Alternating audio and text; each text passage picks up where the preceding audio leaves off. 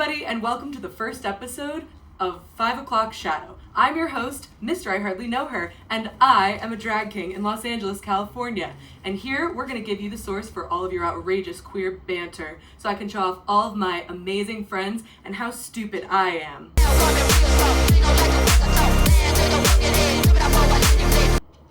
But first, I want to talk about something. Something very actually serious and near and dear to my heart. Which is that thrift stores, they're too expensive these days, okay? I get it, like everything is getting more expensive, inflation is on the rise, unfortunately, the groceries, the clothes, everything. But thrift stores are holy. Thrift stores are meant to go in and buy a $1 item of clothing and walk out and feeling fabulous and amazing. They're meant to, this is how drag performers make our costumes. This is how we have fun as we go to the thrift store, we spend $1.50, $3. I don't want to see $15 for a dress, okay? That is outrageous, it's rude, and I'll say it, it's homophobic. Also, if you have an item that costs like $80 because you see it has a label on it, congratulations to the people who are working at these thrift shops who are like spotting these things, but I don't want to pay $60 to $80 for like a specialty item like Air Jordans. I want to be able to like magically find a pair of Air Jordans like I did when I was 17 years old for $5, and they were too big for me, but I bought them anyway. Okay, now that I got that off my chest, I want to welcome our very first guest on 5 O'Clock Shadow.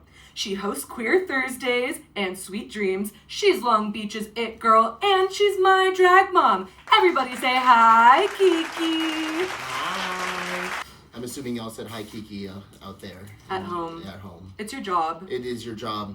And if you don't, you're homophobic, just like the thrift shops and their prices. It's rude. It's Don't so you agree? rude. It's so crazy, and that's absolutely true. I've been seeing prices go up in everything, including thrift shops. And it shouldn't, I get that they're like trying to donate the proceeds to wherever, but to me it's like it's also about the shoppers who are able to enjoy. Exactly. And since thrifting has become more trendy, it's like $45 for a pair of jeans at a thrift shop. That's insane. I feel like they're taking advantage of the fact that Forever 21 is closing. Oh. And so they're like, let's jack up these prices to like what Forever 21 was. Yeah. Because that's what they're gonna sell now, especially now that they've like gone out of business. That's evil. It's so sad. We're just trying to look fabulous on a budget. Champagne taste on a lemonade budget. Yeah, we are champagne taste on a lemonade budget. And that is what thrift shops have always been for drag artists. And now they're just getting so expensive. And it's so sad. That means you need to go on deal days. Yes, yeah. I did learn this because I went to this thrift shop that I will not reveal the name of online because I'm not giving away my secrets. It's a secret. But it was in Los Angeles, even though I am a firm believer that Long Beach has better thrifting than Los Angeles does. Because Long Beach has a lot of like vintage stuff. Yeah, and also it's not like being... Like, I feel like influencers will get jobs at Goodwills and take all the good stuff that's getting donated before it can even, like, hit the racks. Absolutely. Or they raid the racks, like, before... Oh, influencers. Influencers, you ruined everything. And also, ruined everything. Can we be one of you, too? Also, let's influence. Let's become influencers and get paid. Yeah. Okay, so... I have a couple of rapid-fire questions for you. Fire, okay. Because I want the audience to get to know you a little bit better. Mm-hmm. Okay. Do you believe in astrology? Yes. Ooh, okay. What was your AIM screen name? See, I was too young for AIM. Oh. I didn't have an AIM. The first thing I ever got was a Facebook, and my name on that was Genesis. Wait, you had a name that was not your name. It was not on Kiki, Facebook. Was yeah. it because you didn't want like your parents to find you? Kinda, yeah. And also, I would just like use it to like use men on it. Oh, yeah. That's hot. It was hot. It was so hot. But then I realized like that's what people used AIM. Yes. AIM. Yeah. AIM. That's what people used AIM for. And you could chat with robots on AIM. Oh. Yeah, it was like because I am not that much older than you. I guess the AI stands for artificial intelligence. Yeah, artificial intelligence messenger. Okay, next question. Tits or ass? See, on other people ass. On me, tits. I love that answer. Mm-hmm. Yeah, I actually agree wholeheartedly. Yeah. If I'm like talking to you, I love an ass. Yeah. But like on me, I love a good pair of tits. Yes. You know, I'm naturally an A cup. Okay. But I always want to go a little bigger because of like proportional reasons. Yeah. Of my body. Yeah, you want it to. Yeah, I just love tits. I just love to like bounce around and like have them there, you know. I was just saying, like, sometimes when I wear a normal bra with a t-shirt, my boobs really be like. Yeah. While I'm walking down the... It gets nipply in this weather, honestly. It does. It does. So nipply. And, like, no one's complaining about it. Yeah, so, like, it's kind of like... It's summer, you know? Yeah. Okay. Is being a teenager overrated or underrated? See, I feel like being, like, a queer teenager is overrated because I feel like people... always are like, this is like the most crucial years of your life. Yes. It's not. Especially if you're queer. Especially if you're queer. Yeah. If you're a queer teenager, don't worry about it. Don't worry. Just live your life. Do what you need to do. Experiment with what you need to experiment with because this is the time to do so. And you'll find yourself in like your 20s. It's so much more empowering, and you have so many more resources and so much more agency. Yeah. And just hang in there because you're so right. I mean, I was, like, not out of the closet when I was a teenager, but I definitely felt like I felt like this need to, like, achieve, like, which I felt was a very, like, hetero thing that was no, because it's, like, your straight parents that are, like, like, this is, like, the most crucial years of life because it was the most crucial years of their lives. So. But not for us. We have our whole goddamn lives. Yeah, and we don't have kids. So. Yeah. Yes. Yeah. If you could be fluent in any language instantly, what would you choose? Oh my god, I want to say sign language. Sign language is hot. That is totally. I want like one other person to like also know it instantly. So that you guys can communicate. So you can communicate like across a room or especially something. Especially when you're in a gay club. Mm-hmm. Imagine, I mean, I've seen people do it, and I'm just like so jealous. So jealous. My mom took a sign class in like when she was like in college. Yes. And I loved Sesame Street growing up, and there was a deaf character on there. Oh my gosh. So I learned like Sesame Street sign language things like as a kid. That is amazing. Yeah, sign language is something I would want to be like super fluent at. Also, I think there's an element of it where you have to make eye contact and you have to like be really reading the other person. Yeah. Where I feel like sometimes when I'm communicating with people, I'm not like present because I'm not watching the whole. Like, I'm not, like... Conversation. Yeah, you can... If you're just, like, talking but not looking at each other, you can have so many miscommunications. Yeah. You know what I mean? Yeah. Especially in, like, nightlife, like you said, with, like, the loud clubs. Yes. There have been many a time where someone has told me something, like, so crucial. Yes. And I've just been like, yeah. Yeah. Did not hear a word they were saying. Yeah, and you're like, I'm not going to ask them to repeat because I already asked them to repeat once. Like, at least once or twice. And I'm just going to, like, let it go and be like, it wasn't meant for me to hear, you know? Totally. Okay, if someone had a human-sized microwave and they offered you $1 million for every second that you could be microwaved for, how many seconds would you do? Ooh, that's like radiation poisoning if it's that big, too. Yeah, you'd for sure probably get cancer. Maybe like 1 second. 1 second, just a million. Like a million. Yeah, I can do a lot with a million. Fine. Money is frivolous. Yes. You know? I'd rather just do really good on Drag Race and win $200,000. And 1 second is literally like, beep. Yeah. And then you're done. And then boom, all your hair falls out. And then all your hair falls out. Is there anything that you like about Donald Trump? No. Next question. Yep. Red or pink? Oh gosh. I'm really into red right now. I really, really am. I love red. I grew up in like North Long Beach, and I was born in like the epicenter of a race riot in like the late 90s in Long Beach.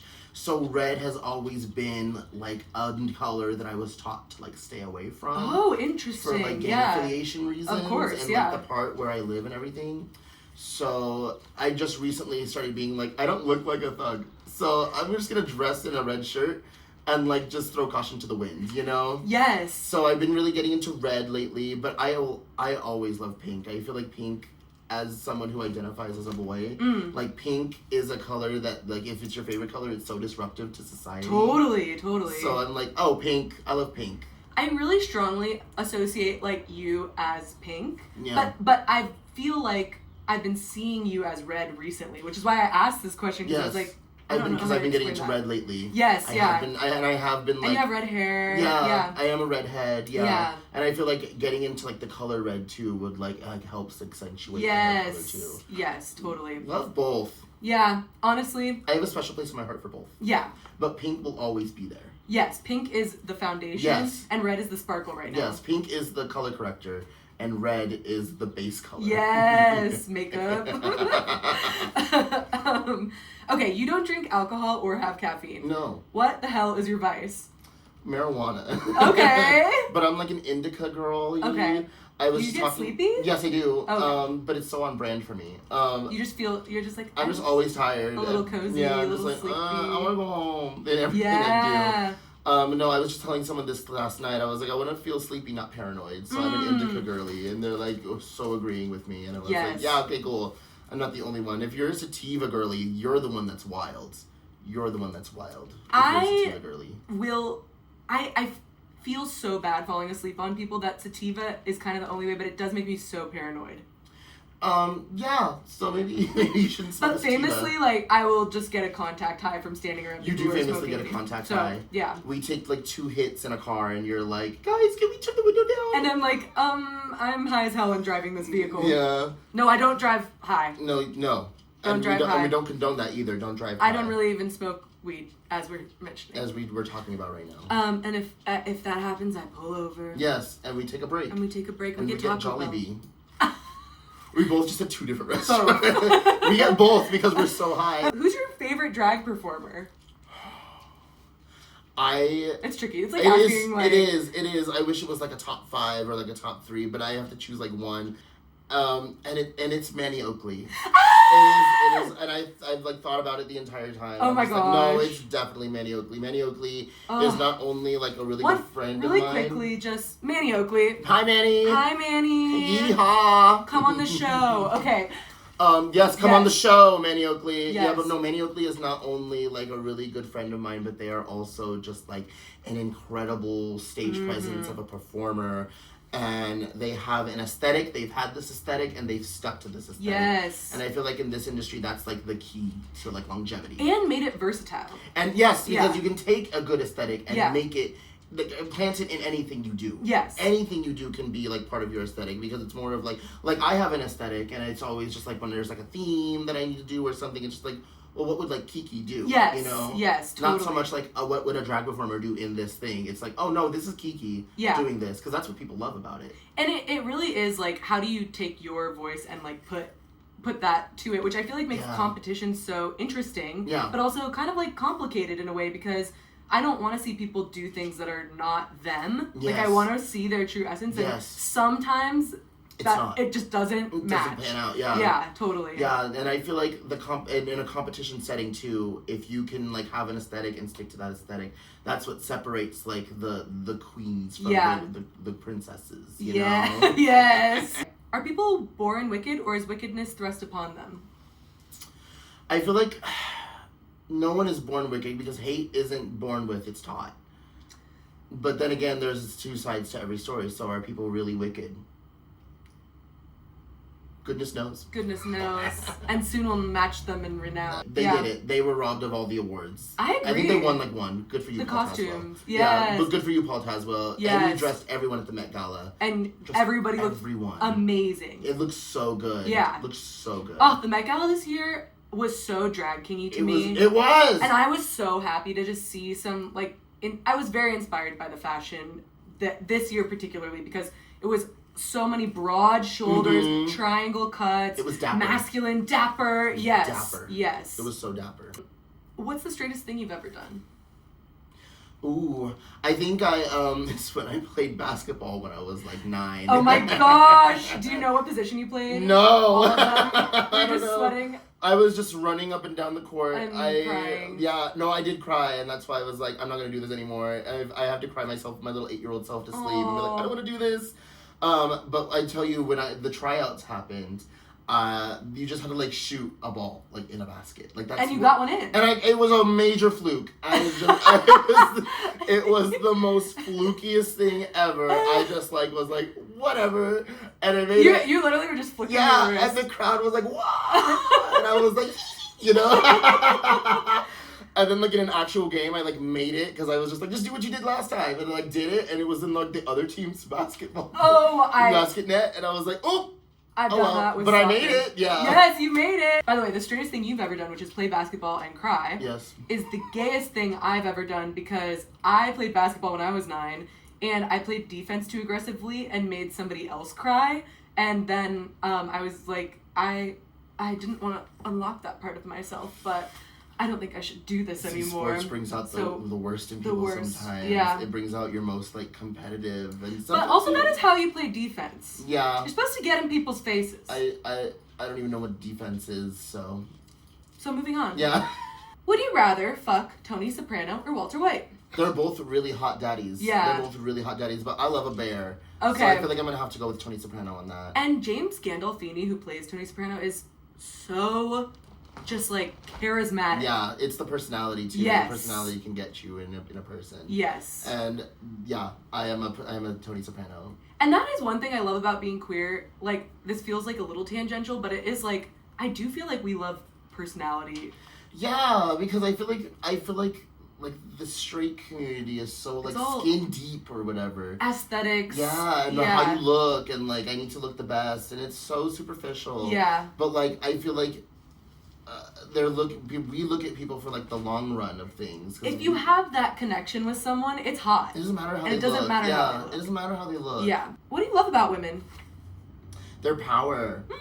I love the power that a woman can have. I love the power that they don't even know they have sometimes, and in some ways it can unlock and they become even more powerful human beings. I just love women. I do too. If you became mayor of LA, what would be the first law you would implement? Ooh, legalize prostitution. Yes! I would legalize prostitution within a second. Because I feel like legalizing it would make it more safer, and I feel like legalizing it would make us tax it more. I don't know. Yeah, yeah. It's taxable. It's good for you too. Taxable income. Come on, don't you love taxable income? That's all you talk about. Yeah. Politics. Who is the most overrated celebrity right now? Oh my God, they're gonna hate me. I think Chapel's a little overrated now. Wait. I love her. I love everything she's doing for the community. I agree with you. No, but I'm just like, okay. I love her as an artist. I love her as an artist. I love her as an activist. I love her how she shout out to trans women in her acceptance speeches. Yes. Sinead O'Connor. Yes. You know, she's an ally. She is part of our community. Yeah. She's a drag queen, for God's sake. She is a drag queen. This wig is named Chapel Roan. Yes. But I don't know. I'm kind of like, come out with new music now. I think that or like take some time to process and take care of yourself. Because Chapel, you got hit with fame real hard. So fast. Real quick. And we love you. And it's okay if you want to take a step back. It's totally okay. Yeah. I'm a fan. I'm not calling you overrated saying I'm not a fan or I lost fandom in you. I'm still a big fan of yours. But like if you need to take a break, as a fan, your mental health comes first, you know? Kiki, can people really change? If they want to. So, like, no. Not really, because people don't want to change. People don't want to. I feel like it takes a lot, like, especially for a man. Yeah. It takes a lot to admit that they're mistakes and to admit, like, it takes a lot for a person in general to be like, I realize the error of my ways, I was wrong. I do think that there's this thing where it's, like, consequence nowadays. People are so intense and just, like, reactive to the idea of consequence. Yeah. And they avoid it, and honestly, a lot of people just don't even have to face it. There's not a real tangible consequence to anything that they actually do. Yeah. So if they're doing something messed up, they don't really care. Yeah. Yeah. It's the intention behind it. You Yeah. know? And I feel like if you do something that can offend a group or a person, and if there's no like malice behind it, that's easier to apologize about it because it's the unknown. But if you're knowingly causing harm to a person or a certain community, that's when apologizing or realizing that this is an error of your ways is wrong and you don't need to apologize for it, and then you won't be able to change. Yes. I feel like people change when they realize that what they're doing is not okay. But it's only because they like don't want people to think of them in that light. Yeah. Yes. Yeah. Like, I'm not this person. I just was, and some people also.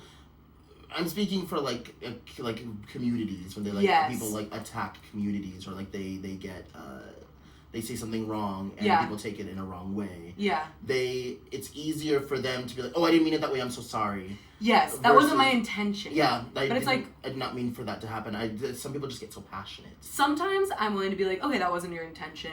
I feel like, particularly in relationships, if you're like, that wasn't my intention, you have to trust that the person that you're with is kind enough and like that you love them and you trust them enough to just be like, okay, I understand that you didn't intend that. I get that, yeah. Whereas, like, I think sometimes with communities, it can be like, oh, well, that wasn't the way that I meant it. I mean, that happens on Real Housewives. Yeah. And it's just like, okay, well, you freaking called someone a bitch or whatever. Yeah. What do you mean? Yeah. What do you mean? But also, Real Housewives is like that's wrestling, basically. Yeah, it's literally WWE. Yeah. Like, it's literally WWE. What's a hill that you're willing to die on? You need to wear lashes in drag. I completely agree. I will die on that hill. I feel like I'm not telling anyone how to do drag, but like if offending the drag king community, I apologize. No, the area of my ways. I'm wearing lashes. I am as well. I agree with you. I am as well, and I feel like yes, you lashes are a must. They bring a three-dimensional thing to a two-dimensional phase.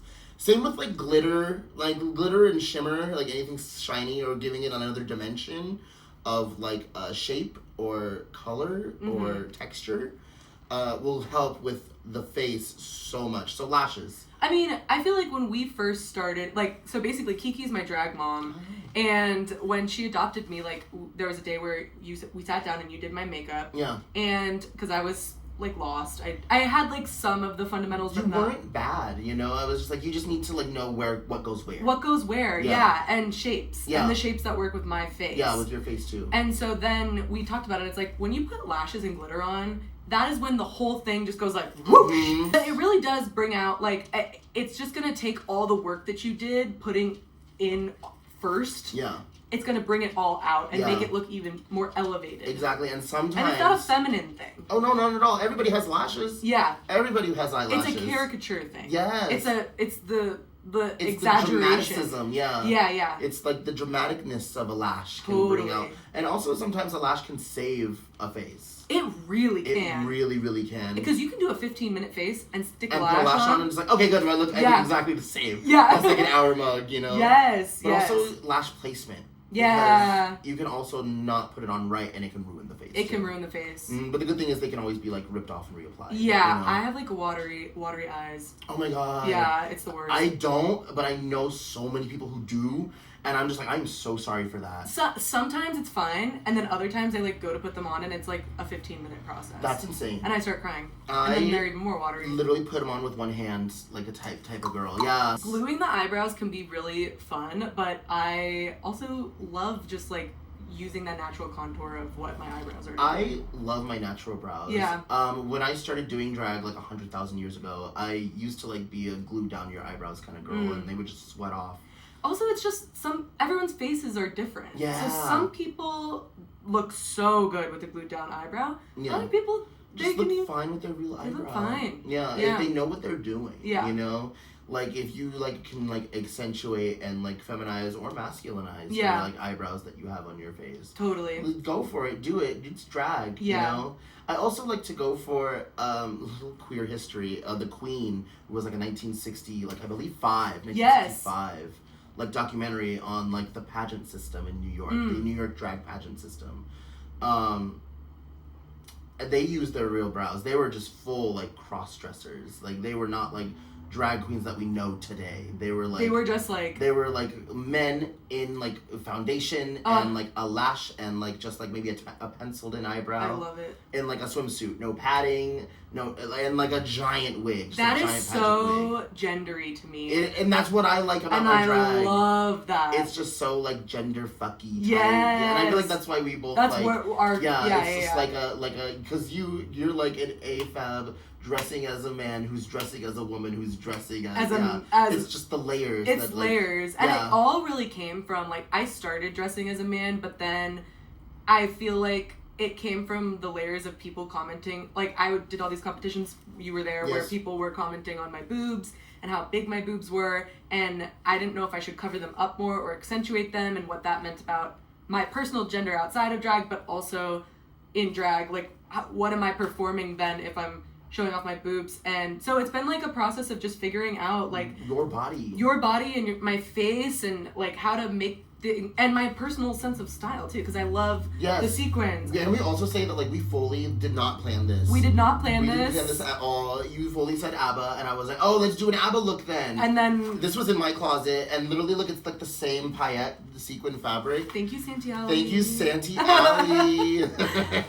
Literally. It's totally what it is. I also want to say that like I have been like kind of not like exploring my gender identity a little more lately. Interesting. I was telling Caesar the other day that I was like, I 100% still feel like I'm like a boy. Yeah. That just does drag, but also I feel like my relationship with like gender and my views on like how gender is and like how it can be so explorative. And like it can take as long as you need, and you can change as many times as you want. It's so true. It can go any which way for you in certain parts of your life, and I'm just like, I mean, and because of that mindset in my head, I'm like, I identify as a boy, but like, who's to say, you know? Yeah. But I'm not completely 100% tied to that label, you know? And but like also I feel like for me, for my gender, I have to do a lot more like research on like other genders on the spectrum, you know, like non-binary and like I think genderqueer, gender fluid. Yeah. I feel like that's what's interesting about like a term like non-binary is that it encapsulates so much. It's like an umbrella term. It is such an umbrella term, and I feel like in my non-drag life, like when I'm just like, I mean, what is non-drag life? But like, but like at work and stuff, like the idea of being non-binary, people would expect that I have like a shaved head, blue hair, and blue hair. Yeah, exactly. Like I don't know what they think. But I know that it encapsulates something bigger. I definitely like love like the idea of being like an old woman with like long, beautiful white hair and like wearing gold. You know what I mean? But that is not. And then I love like performing masculinity. I feel like right now I have a very like kind of tomboy soft butch look going out of drag too, so it's really, I love it. I love like the little blazers you wear and like the jackets, and it's very like 90s Fresh Prince. Yes. Yeah. I watched like glimpses of it. I haven't never seen like a full episode. Oh my gosh, it's so wild. It's great, just like cotton candy TV at the end of the day. Is it? It's great getting ready for TV. Yes, yeah. That's for me. That's been the Sweet Life with Zach and Cody. Oh my gosh, they kind of are gender in a way. They are gender in a way, and they are a perfect. Well, from what they perceive in the public, I feel like they're like a perfect like display of like what this modern generation of masculinity can look like. Totally. At least the one that's dating a model, because they're I think it's Cole. Yes, yeah. Cole is like the actor, or I mean they're both actors, but like Cole's the Riverdale boy. Yeah, the Riverdale boy. Yeah. He's like dating a model, and he's just like so okay with like he's just like 100% supportive of her. I love that. And it's just like, we are gonna go get burgers after this, and she's gonna eat a lot because she wants to eat for a week, you know. Yeah. And he's like, I hate that happens, but this is what she wants to do, and I have to support it. As opposed to like the Jonah Hills of the world, who we see like commenting on their female partners like bodies. And, exactly. Or whoever Kiki Palmer's baby daddy is. I forgot his name. I would do anything for Kiki Palmer. I would do anything for Kiki Palmer. We're here. And your son. We're here to fight for you and your son at a moment's notice. We'll put our wigs on and we'll go. Kiki, I love you so much. Yeah, I do too. I love you, Kiki Palmer. And you don't need a man. You really don't. You don't need a man, Kiki Palmer. And if you want to go on a date, I already have a partner, but we'll figure something out. It's his privilege. Yeah. It's his privilege, exactly. Exactly. Like truly one of our finest. Kiki Palmer. I think she'll win an Oscar at some point, and she I don't needs know. To. Yeah, I don't know when She's or how. She's won a lot of other awards. Already, of course, so. EGOT. Who is your favorite It girl? Ooh, I want to say Naomi Smalls. That's really I like did drag before she like got on the show. Yeah.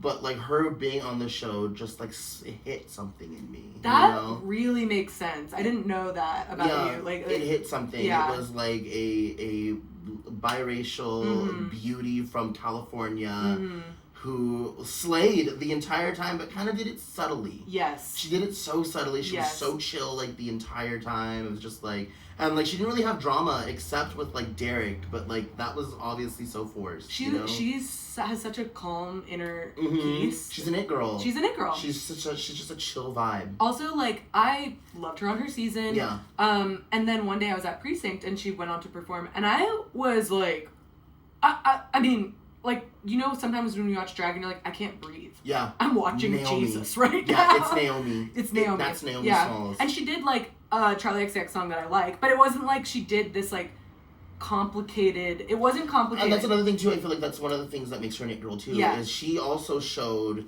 She came from a world of, like, shablams and death and splits, and this is what high entertainment drag is. Yeah. She scoots her butt across the floor. Yeah, know? yeah. That's what she does, and she's, like, one of the best entertainers. She absolutely is. It's all about captivating the audience, and, like, that's what she does. I totally see that connection between the two of you, too. Yeah. Because I feel that way when you're on stage. Yeah, because I also don't shablam and split and But do all that. But you have everybody, like... But I'm like, pay attention to me. Yeah, totally. I'm like, pay attention. And we do.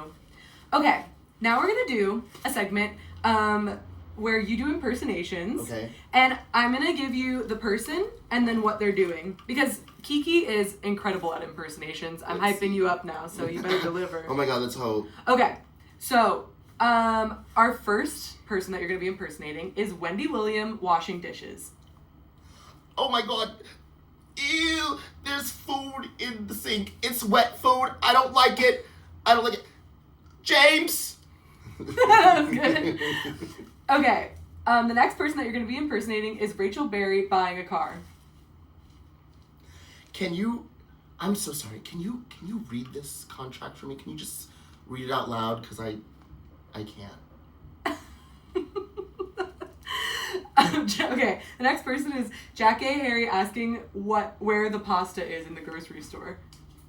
Excuse me, but can you find this pasta? I need some spaghetti. I'm gonna make some spaghetti noodles. Mary. Ariana Grande trying a really good matcha latte. Yeah. We love you, Ari. I love Ariana. Jimmy Fallon at the doctor. You gotta stick that where? That was real. I haven't been to the doctor in a long time. Yeah, you're like, what do people do at the doctor? Hit your knee? Yeah. With the reflex? Whoa. And our very last impersonation is RuPaul getting dumped. You can't dump me. Well, I am RuPaul Andre Charles. He's a dramatic church lady. That's RuPaul. Oh, that's it's so good. Hella dramatic church lady. Okay, moving on to our final segment of the show. Yay. We are doing a segment called Gas You Up, in which one of our amazing audience members writes letters into us, and we, as drag performers, it's our duty to hype people up and get people feeling good. We are living in weird times right now, Really and we want everybody to feel confident, safe, cool, etc. So And accepted. Thank you. So here's the letter. Hi there, I'm really struggling with dating lately. I feel like I keep getting ghosted or let on, and it's starting to mess with my confidence. I try being open and honest, but it feels like that just makes me an easy target. How do you stay hopeful in dating without becoming completely jaded or shutting down emotionally? Well, okay, two things from that. One, I feel like you're letting a person or like a group of people, because you're trying to date. Multiple people. You're becoming unconfident. That's a you thing you need to get out of that headspace. Yeah. Because you cannot find someone when you're feeling unconfident, or if you're going into like a date, say, and you are automatically going in and being like, well, this probably won't work. You need to go into it with like a confidence of you are a beautiful person. You are a person people would want to be around. Mm-hmm. And you are capable of love and being loved. That's one. I feel like the second thing is, as far as relationships go, this is just like my opinion about relationships, is that like you can't go out searching for a significant other. Mm-hmm. like, I feel like it will come to you naturally when it's time for it to happen. It's the, like, law of attraction. Law of attraction. Where it's like, if you're putting out this, like, vibe. I need to find a man or whatever. Then that person is going to be, like, or then when people approach you, that's the energy you're giving off. And even if it's subconscious, they can, like, read that. Yeah, and it just can come off as desperate. Yeah. Sometimes, which is like, Which is not necessarily what you're giving, but I think just, like, that inner work, that self-peace and confidence, like... Yeah, and I feel like in order also to, like, be in a relationship, you also need to have a sense of self. Yes. I don't believe in, like, an other half. Like, one and one make two, you know? And you can be two people who will do your own thing and just love and support each other along the way. And this is coming from two people who have been in codependent relationships. Yes. So we know. And it feels really good. Yeah. Being in a codependent relationship. It does. It's crazy. Small plug for my boyfriend, but he just did, like, the Cowboy Carter tour. Yes. And everyone around him was kind of just like, well, you're going to be busy. They were thinking of themselves. Yeah, you know? They're like, you're not going to be here for me when I need you. And that kind of, like, rubbed off on, like, him. And so he felt kind of like, it's okay, I'll still be here for you, like, type of feelings towards me. Oh. And I was just like, I'm just so elated for you. Yeah. I'm just so happy. This is something you've been wanting to do, like, forever. Yeah. And the opportunity showed itself. You can leave and, like, we can video chat. Yes. And, like, I want you to live your life. Yes. Like, I want to be in your life, but I also want you to live it. Like, totally. I don't want you to stop living it because of this relationship that we have. You know? know? Yeah. Yeah. You need to, so that's one thing about relationships, too, is, like, you need to be able to, like, live your life. And, like, not your life according to... Another person's life. Person. Yeah. Like, it's one thing to, like, maybe tweak your life a little bit so they, like, change. Yeah. Because you would now have another person that you care about in your life, you know? And maybe the things you tweak in your life are for the better for yourself. Yeah, you know? yeah. You're, like, my partner really focused on, like, my health more than I have. Because, like I said earlier in this episode, I don't really go to the doctor that often. Yeah. But he is literally, like, one of the things that made me realize that, like, he was, like, the one for me was, like, I said, like, a sentence to him. Like, a sentence, and he was just like, we should go get some X because you are sounding like you're getting sick. Whoa! And I was heard like, it in no, I'm not. And then I was like, maybe I'm a little, like, chesty right now, but, like, crazy that people think about me like that. Yeah. People, like, think about you like that. And it's, like, very healing. Yeah. And it makes you realize, like, wow, I should stop treating myself like shit, you know? Yeah, and also, like, it gives context for, like, situations, like, I've been in where it's, like, I perceived care being hyper attached, but that's not what it is. No, yeah, and I feel like a queer relationship too is so different because we're taught it's how to be, like, in, like, straight relationships. Yes. Or, like, very heteronormative relationships. Yeah. And I feel like queer individuals have to make up their own like dynamic of what love is and what they want. 100%. And I feel like because of that, like, they could be like, well, I know what I want. Yes. And if it's not what I want, then, like, I'm not gonna settle. But I feel like people settle. Yeah, they do. People settle. They do, and also I think they try to make people into what they want as opposed to they see a project, they see a partner and think it's a project. Yeah, like, totally. You yourself need to be the project. Yeah. You know? Project on yourself. Yes. Project on yourself. With all of that being said, thank you so much for tuning into the very first episode of 5 O'Clock Shadow. Everyone please give it up for my guest, Kiki. Thank you so much for having me. Oh my gosh, my pleasure. I had so much fun. Tune in next week for another amazing show.